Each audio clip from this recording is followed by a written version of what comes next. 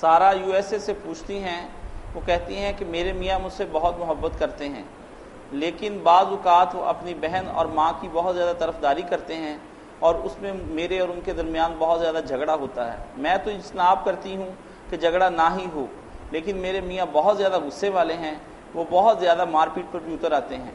عذراء کرم آپ مجھے کوئی ایسا وظیفہ بتائیں تاکہ یہ جھگڑا ہم دونوں کے درمیان نہ بڑھے اور ہم سکون سے زندگی گزار سکیں۔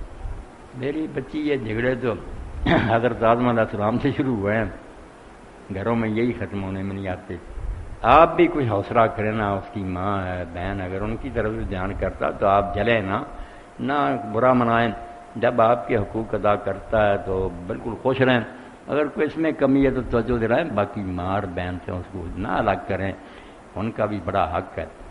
اب کتنا بڑا ظلم ہوگا کہ جس نے جنا ہے، اتنی محنت سے پالا، بڑی امیدیں دیا، وہ بوڑھی ہو گئی تو آپ نے اس ماں سے اس بچے کو چھڑا لیا، تو اس کے دل پر کیا گزرے گی؟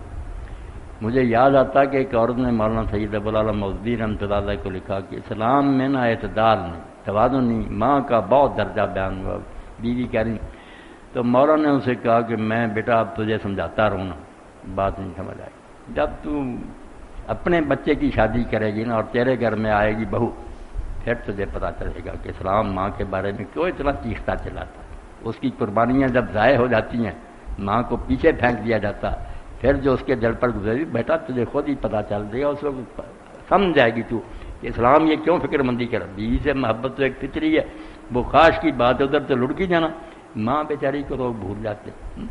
اس لیے نا یہ کوئی نہیں بری بات، باقی آپ جو ہے نا وہ کریں، سب بچیاں سن رہی کریں، مرد بھی کریں کہ 45 مرتبہ سورہ فاتحہ اور 1001 مرتبہ یا ودود ہو، یہ پڑھا کریں کسی وقت۔ اور گھر میں جو چینی اور نمک استعمال ہوتا ہے نا، الگ رکھنے کی ضرورت نہیں، نہ یہ ہے کہ خاوند کو الگ کھلانا پڑا، نہیں، سارا گھر کھائے پیے اس پر پھونک ماریں، انشاءاللہ صلح معاف قدر محبت ہی رہے گی، بچے بھی ٹھیک رہیں گے، بیوی بھی، خاوند بھی۔ 1001 مرتبہ یا ودود ہو، اللہ تعالیٰ کے اسم پاک ہے۔